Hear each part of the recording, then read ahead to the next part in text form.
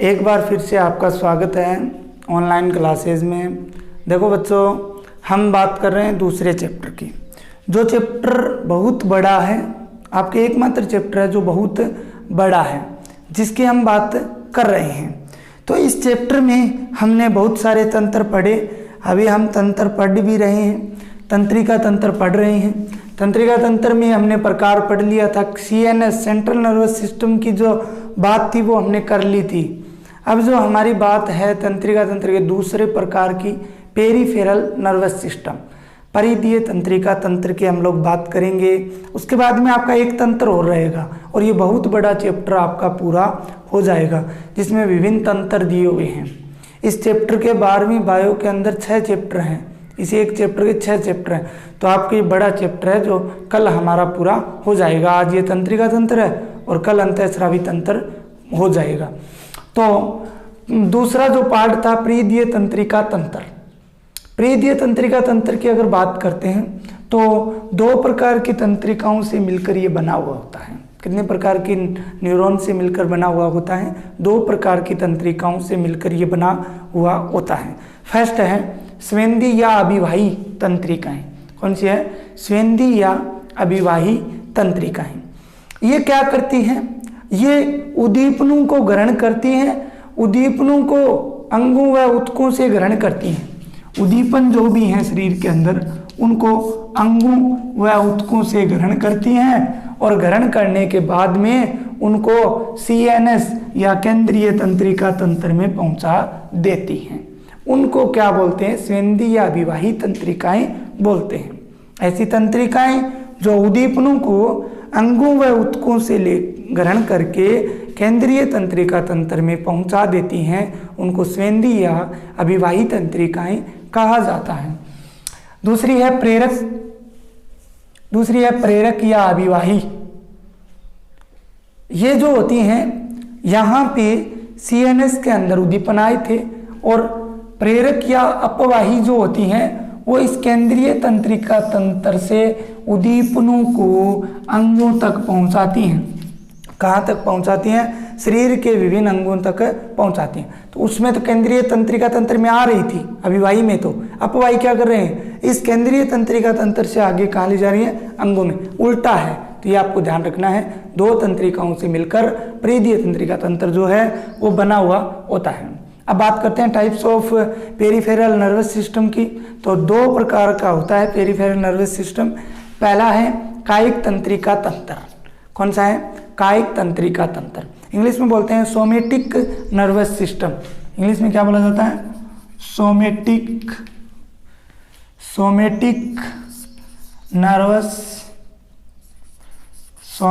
Nervous system. ठीक है, कायिक तंत्रिका तंत्र। देखिए, कायिक तंत्रिका तंत्र क्या करता है? जो हम हमारी इच्छा अनुसार कार्य करना चाहते हैं, हम हमारी इच्छा अनुसार जो करना चाहते हैं काम, वो सब कंट्रोल किसके द्वारा होते हैं? कायिक तंत्रिका तंत्र के द्वारा होते हैं। अर्थात ये ऐच्छिक क्रियाओं का नियंत्रण करता है। ओके, इसके बाद में देखिए स्वायत्त तंत्रिका तंत्र। 2 नंबर जो है स्वायत्त तंत्रिका तंत्र, इसको इंग्लिश में बोला जाता है ऑटोनोमस नर्वस सिस्टम। इंग्लिश में क्या बोला जाता है? Autonomous nervous system. ठीक है, ये इसके उल्टा काम करता है। ये अनैच्छिक क्रियाओं का नियंत्रण करता है। ऐसी क्रियाओं का नियंत्रण करता है जो हम हमारी इच्छा अनुसार नहीं कर सकते। जैसे हृदय की क्रिया विधि हम कर सकते हैं, फेफड़े कैसे काम करते हैं, अंतःस्रावी ग्रंथियां हैं, एंडोक्राइन ग्लैंड्स हैं, ठीक है, उनको ये नियंत्रित करता है। स्वायत्त तंत्रिका तंत्र फिर से 2 प्रकार का होता है। 2 types of autonomous nervous system. First अनुकंपी, इसको बोला जाता है sympathetic nervous system. Sympathetic nervous system अनुकंपी, ये क्या करता है? व्यक्ति के अंदर सतर्कता, उत्तेजनाओं का नियंत्रण करता है। व्यक्ति सतर्क रहता है, व्यक्ति में जो उत्तेजनाएं आती हैं उनका कंट्रोल इसी के द्वारा होता है। ठीक है, इसके अलावा अगर हम बात करें तो ये जब आपातकालीन स्थिति हो जाती है, इमरजेंसी हो जाती है, ठीक है, आपातकालीन स्थिति इमरजेंसी, तो उसमें ये अतिरिक्त ऊर्जा देने का काम, जैसे हम रात को कहीं से गुजर रहे हैं तो हमें मतलब डर लगता है, डर लगने पर हमें एक एनर्जी मिलती है, ऊर्जा मिलती है। वो ऊर्जा इसी के द्वारा अनुकंपित तंत्रिका तंत्र द्वारा दी जाती है। प्रानुकंपित तंत्रिका तंत्र, पैरासिम्पैथेटिक नर्वस सिस्टम, ये शारीरिक ऊर्जा का संचय करता है। किसका संचय करता है? शारीरिक ऊर्जा का संचय करता है, और शारीरिक ऊर्जा का संचय करके उसको शरीर को पहुंचाता है। जब बॉडी रेस्ट कर रही होती है, शरीर विश्राम अवस्था में होता है, तब उसको ऊर्जा कौन प्रदान करता है? ये प्रानुकंपित तंत्रिका तंत्र ही करता है। इसके अलावा आंख की पुतलियों को ये सिकोड़ता है, और साथ ही लार व पाचक रसों के स्राव में वृद्धि करता है। लार व पाचक रसों के स्राव में ये क्या करता है? वृद्धि करता है। तो इस प्रकार से तंत्रिका तंत्र जो था वो आपका कंप्लीट हो चुका है। अब हम बात करेंगे तंत्रिका कोशिका की, न्यूरॉन। ठीक है, किसकी बात करेंगे? तंत्रिका कोशिका की। तंत्रिका कोशिका जो होती है उसको इंग्लिश में न्यूरॉन कहा जाता है। दोनों शब्द आपको याद रखने हैं। बहुत बार प्रश्न आया है कि न्यूरॉन का चित्र बनाइए, न्यूरॉन की संरचना को समझाइए। हम उसी की बात करने वाले हैं। ये जो न्यूरॉन या तंत्रिका कोशिकाएं होती हैं, ये इस तंत्रिका तंत्र की, नर्वस सिस्टम की क्रियात्मक एंड संरचनात्मक इकाई होती हैं। क्रियात्मक व, जैसे हमारे शरीर की सेल जो होती है क्रियात्मक व संरचनात्मक इकाई होती है, उसी प्रकार पूरे तंत्र का जो नर्वस सिस्टम है उसका निर्माण कौन सी कोशिकाएं करती हैं? तंत्रिका कोशिकाएं करती हैं। सो उनको क्या बोला जाता है? क्रियात्मक व संरचनात्मक इकाई बोला जाता है। देखिए अब तंत्रिका कोशिका, आपको न्यूरॉन बात कर लेते हैं इसकी। ये पहले इसकी बात करती क्या है? इसको क्रियात्मक व संरचनात्मक इकाई क्यों कहते हैं? संरचनात्मक का तो मतलब है संरचना का निर्माण करती है। क्रियात्मक का मतलब क्रिया करेगी। क्रिया कैसे करेगी? ये शरीर में एक स्थान से दूसरे स्थान पर संकेतों को लाती है। शरीर के एक स्थान से दूसरे स्थानों से क्या लाती है? संकेत लाती है। चाहे वह उद्दीपन जो है वो चाहे शरीर के बाहर हो चाहे भीतर हो, अर्थात शरीर के बाहर और भीतर जो भी उद्दीपन है उनको ये तंत्रिका कोशिकाएं ग्रहण करती हैं। ग्रहण करने के बाद में केंद्रीय तंत्रिका तंत्र तक पहुंचा देती हैं। बाद में आगे की प्रोसेस जो है वो पूरी केंद्रीय तंत्रिका तंत्र में ब्रेन होता है, मस्तिष्क, उसको जाएंगी, वो सूचना को पढ़ेगा और तुरंत उस बात का पता चल जाएगा कि क्या सामने दिख रहा है, क्या शरीर के साथ हो रहा है, क्या हम सोच रहे हैं, वो सब इस प्रकार से होती हैं। तंत्रिका कोशिका की अगर बात करें तो ये 3 प्रकार की संरचनाओं से बनी होती है। एक तो होती है कोशिका काय, ठीक है, एक होती है डेंड्रोन या दुर्माक्ष, और एक होती है तंत्रिकाक्ष या एक्सोन। फर्स्ट कोशिका काय, इंग्लिश में बोला जाता है इसको सेल बॉडी, ठीक है। इसके अलावा इस भाग को साइटोन भी कहा जाता है। क्या कहा जाता है? साइटोन भी कहा जाता है। ये भी आप लोगों को ध्यान रखना है। ये तंत्रिका कोशिका का प्रथम भाग होता है जिसके अंदर कोशिका द्रव्य या साइटोप्लाज्म जो है वो उपस्थित रहता है। साथ ही कुछ ऐसे निसेल ग्रेन्यूल्स कण उपस्थित होते हैं जो अभिरंजित क्षमता रखते हैं। अभिरंजित निसेल ग्रेन्यूल्स कण जो है वो इसके अंदर उपस्थित होते हैं। इसके अंदर केंद्रक भी उपस्थित रहता है। क्या उपस्थित रहता है? केंद्रक। देखिए संरचना हम साथ साथ बनाएंगे।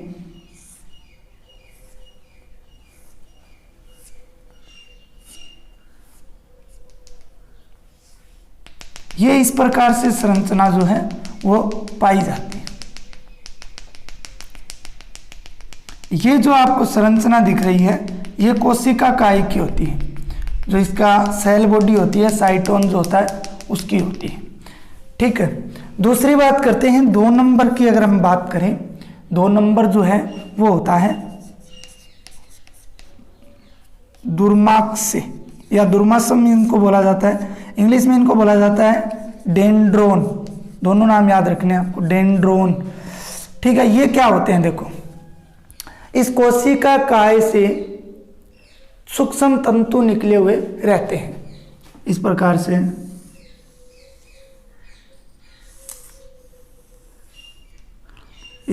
से तंतु निकले हुए रहते हैं।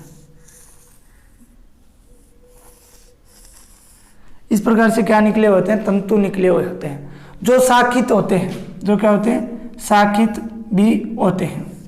इस प्रकार से तंतु जो हैं वो निकले हुए रहते हैं और शाखित भी होते हैं। ठीक है, इस प्रकार से इनको क्या बोला जाता है, डेंड्रोन। ये क्या करते हैं, सूचनाओं को ग्रहण करते हैं और इस कोशिका काय में लाते हैं। इनमें आने के बाद सूचनाएं किस में आती हैं, कोशिका काय में आती हैं। 3 नंबर जो भाग था तंत्रिकाक्ष, तंत्रिकाक्ष इंग्लिश में इसको एक्सोन बोला जाता है, एक्सोन। ये अंतिम भाग होता है जो कोशिका काय से शुरू होता है, यहां से शुरू होता है और लंबा बेलनाकार भाग होता है। लंबा क्या होता है, बेलनाकार भाग होता है, लंबा बेलनाकार भाग होता है।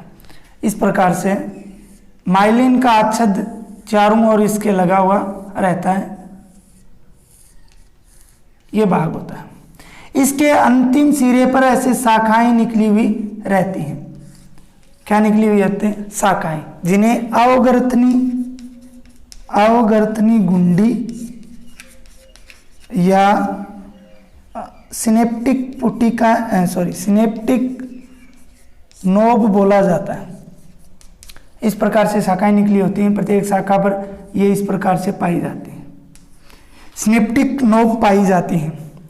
और इन सिनेप्टिक नोब या अवगर्तनी गुंडी के अंदर बहुत सारी पुटिकाएं पाई जाती हैं, सिनेप्टिक पुटिकाएं पाई जाती हैं। क्या पाई जाती हैं, सिनेप्टिक पुटिकाएं, सिनेप्टिक पुटिकाएं। और इन सिनेप्टिक पुटिकाओं में न्यूरोट्रांसमीटर पाए जाते हैं। क्या पाए जाते हैं, न्यूरोट्रांसमीटर पाए जाते हैं, न्यूरोट्रांसमीटर पाए जाते हैं। और न्यूरोट्रांसमीटर काम क्या करते हैं, ये तंत्रिका आवेगों के संप्रेषण में भूमिका निभाते हैं। किसके संप्रेषण में भूमिका निभाते हैं, तंत्रिका आवेगों के संप्रेषण में ये क्या निभाते हैं, भूमिका निभाते हैं। तंत्रिका आवेगों के संप्रेषण में भूमिका निभाते हैं। कौन, न्यूरोट्रांसमीटर। कहाँ पाए जाते हैं, सिनेप्टिक पुटिकाओं में। सिनेप्टिक पुटिकाएं कहाँ पाई जाती हैं, सिनेप्टिक नोब के अंदर। सिनेप्टिक नोब कहाँ स्थित होते हैं, एक्सोन के अंतिम सिरे पे जो शाखाएं होती हैं उन पे। एक्सोन कहाँ स्थित होता है, एक्सोन जो है वो कोशिका काय से शुरू होकर लंबा बेलनाकार प्रवर्ध होता है। ये जो भाग है इसको एक्सोन बोलेंगे। ठीक है, ये हो गया हमारा तंत्रिका कोशिका की संरचना। तंत्रिका कोशिका की संरचना होने के बाद में मैं आपको संधि स्थल एक नाम और आता है। वो क्या होता है कि ऐसी बहुत सारी कोशिकाएं पाई जाती हैं। अब आगे से आगे ये कोशिकाएं जुड़ी हुई रहती हैं, तो इन डेंड्रोन से तंत्रिकाक्ष है वो जुड़े हुए रहते हैं। आगे ऐसी कोशिका और आगे से आगे सूचनाओं के आवेग के लिए पथ बनता जाता है। ठीक है, तो जहां से डेंड्रोन और तंत्रिकाक्ष जुड़ते हैं दो तंत्रिका कोशिका में, उस स्थल को क्या बोलते हैं, संधि स्थल कहा जाता है। उस स्थल को क्या कहा जाता है, संधि स्थल कहा जाता है। अब डायग्राम की एक बार मैं आपको बता देता हूँ, जो है डायग्राम के लिए मैं नाम लिख देता हूँ। ये सेम टू सेम डायग्राम आपको बनाना है, मैं आपके नोटबुक के अंदर डाल दूंगा। ठीक है, और कल वाला जो है ब्रेन का वो भी आज ही डालूंगा, कल नहीं डाल पाया। तो देखिए ये जो संरचना थी इस प्रकार से। ठीक है, ये क्या थे, सबसे पहले ये बीच वाला भाग जो है इसको क्या बोलते हैं, कोशिका काय। इसके अंदर बहुत सारे जो हैं निसेल ग्रेन्यूल्स होते हैं, ग्रेन्यूल्स कण होते हैं। ठीक है, इसके बाद बात करते हैं तो ये क्या होता है, ये होता है केंद्रक। क्या होता है, केंद्रक हो गया। ठीक है, इसके बाद अगर हम बात करें तो ये इसके बाद ये क्या होते हैं, डेंड्रोन बोल सकते हो या इनको दुर्माक्षम या दुर्माक्ष बोल सकते हो। ठीक है, ये क्या होता है, तंत्रिकाक्ष, एक्सोन इनको बोल सकते हो। ये तंत्रिकाक्ष हो गया। ये क्या है, अवगर्तनी गुंडियाँ, अवगर्तनी गुंडी। ठीक है। अब इनके अंदर सिनेप्टिक पुटिकाएं और न्यूरोट्रांसमीटर्स जो हैं वो होते हैं। तो ये एक हमारी संरचना हो गई है, किसकी संरचना हो गई है? Structure of neuron. ठीक है, स्ट्रक्चर ऑफ न्यूरॉन, तंत्रिका कोशिका की संरचना जो है वो हो चुकी है। आपको इस प्रकार से ये डायग्राम जो है वो बनाना है।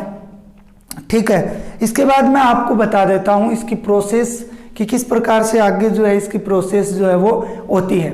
जो तंत्र की प्रोसेस है उसके बारे में बात कर लेते हैं। देखो, तंत्र की क्रियाविधि की बात करते हैं, मेथड की, फिजियोलॉजी जो है उसकी बात करते हैं, कार्य की क्या होती है। तो देखो, ये तंत्रिका कोशिकाएं होती हैं। ये तंत्रिका कोशिकाएं बहुत सारी आपस में मिलकर एक कड़ीनुमा संरचना बनाती हैं। आपस में मिलकर एक कड़ीनुमा, एक जैसे इस प्रकार से ये कड़ीनुमा संरचनाएं बनाती हैं। ठीक है, और ये लास्ट CNS तक जाती है। कहाँ तक जाती हैं? CNS तक, केंद्रीय तंत्रिका तंत्र तक जाती हैं।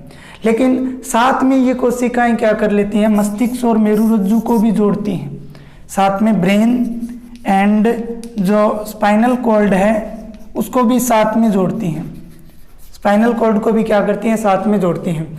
और यहाँ पर स्वेंदी तंत्रिकाओं के द्वारा, किसके द्वारा? स्वेंदी तंत्रिकाओं के द्वारा विभिन्न प्रकार की जो आवाज है, ध्वनि है, बाहर की स्पर्श है, उन क्रियाओं को ये केंद्रीय तंत्रिका तंत्र तक पहुंचाती हैं। वहाँ पे किसके माध्यम से पहुंचती हैं, इंपॉर्टेंट ये रखता है। तो वो पहुंचती हैं विद्युत रासायनिक आवेग द्वारा। किसके द्वारा पहुंचती हैं? विद्युत रासायनिक आवेग द्वारा। ये विद्युत रासायनिक आवेग जो होते हैं इन्हें तंत्रिका आवेग भी कहते हैं। क्या कहते हैं? तंत्रिका आवेग भी कहा जाता है, याद रखना है।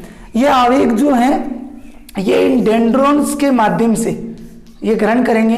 इन डेंड्रोन्स के माध्यम से कोशिका बॉडी में आते हैं। कहाँ आते हैं? इस सेल बॉडी के अंदर आते हैं। यहाँ आने के बाद में इनको आगे तंत्रिकाक्ष में भेज दिया जाता है। आवेगों को कहाँ भेज दिया जाता है? तंत्रिकाक्ष में भेज दिया जाता है। तंत्रिकाक्ष में आते आते ये जो तंत्रिका आवेग होते हैं ये कमजोर हो जाते हैं। आते आते क्या हो जाते हैं? कमजोर हो जाते हैं। ध्यान से सुनना, बिल्कुल इजी है। कमजोर हो जाते हैं। कमजोर होने के बाद यहाँ पर जो अवगर्तनी गुंडियाँ थी इनके अंदर सिनेप्टिक पुटिकाएं थी, और सिनेप्टिक पुटिकाओं में जो न्यूरोट्रांसमीटर नामक पदार्थ था वो इनको क्या करता है? शक्तिशाली बनाकर आगे भेजता है। शक्तिशाली बनाकर क्या करता है? आगे भेजता है, और आगे से आगे ये चलती रहती हैं। लास्ट में ये कहाँ पहुँच जाती हैं? CNS या केंद्रीय तंत्रिका तंत्र तक पहुँच जाती हैं, जहाँ पे इनको पढ़ लिया जाता है। इस प्रकार से तंत्रिका तंत्र है उसकी क्रियाविधि होती है। ठीक है, तो ये हमारा सेकंड लास्ट टॉपिक था। अब हमारा लास्ट टॉपिक जो रहा है अंतःस्रावी ग्रंथियाँ, एंडोक्राइन ग्लैंड्स की बात है। तो कल वाले वीडियो में पूरा हो जाएगा ये चैप्टर, इसलिए आप इस चैप्टर को ध्यान से पढ़ें। ठीक है, थोड़ा लंबा चैप्टर है, इसको अच्छी तरह से लिख के आपको याद करना है।